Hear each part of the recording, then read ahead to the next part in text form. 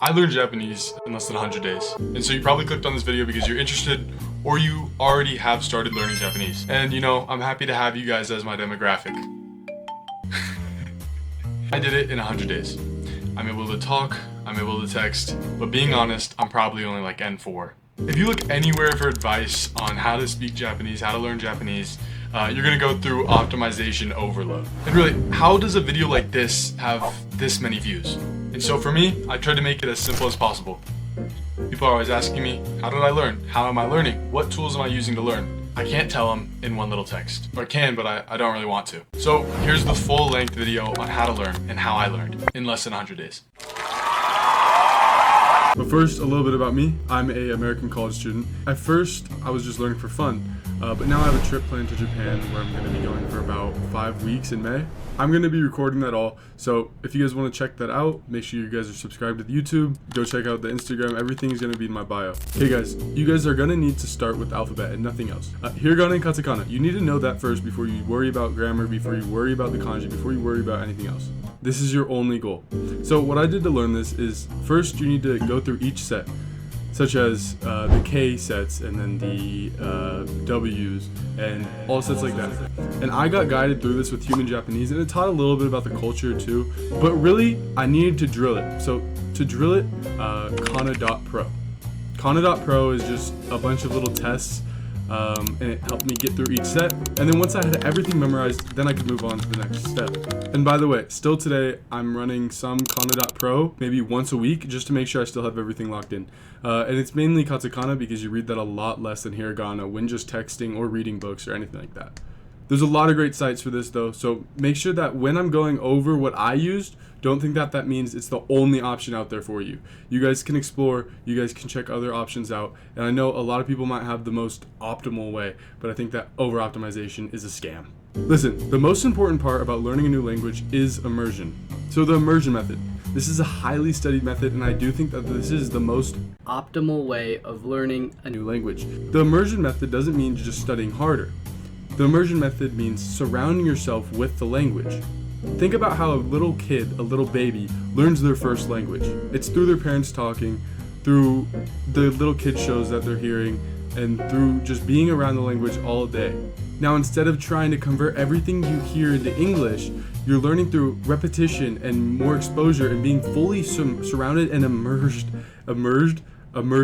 in the language, the same way a baby did it. What does immersion really look like?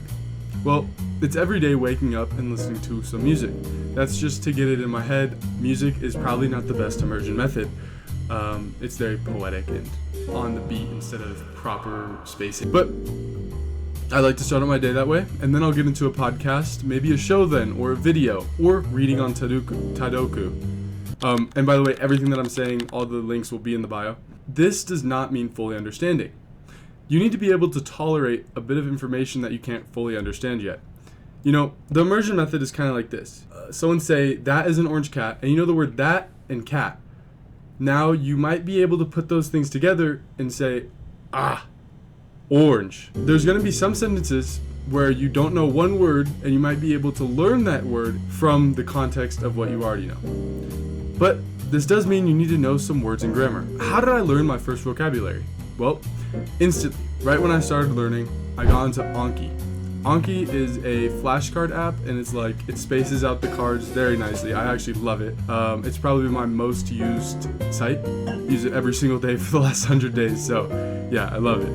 I use the Anki Core 2000 deck, again, bio, and it gives you sentence examples, so now I can see a bit of grammar points while I'm learning new words and, yes, kanji. Now, with those new words and those sentences that you're learning from your input, you're going to be able to quickly understand new sentence structure. And it's going to be locked in those set phrases like, Yuki ga furu, right? The snow falls. That it's always said, and I know that's a set phrase, and no one has to tell me that. I did not read that from a textbook. I've just heard it so many times that I know that that's a set phrase. You cannot tell me it's not. Little rant. And guys, you don't have to look up every single word when you're watching a show, when you're listening to a podcast. Let it just come into you. At some point, you are going to need to put in some output. For me, this looks like every day talking to someone on text.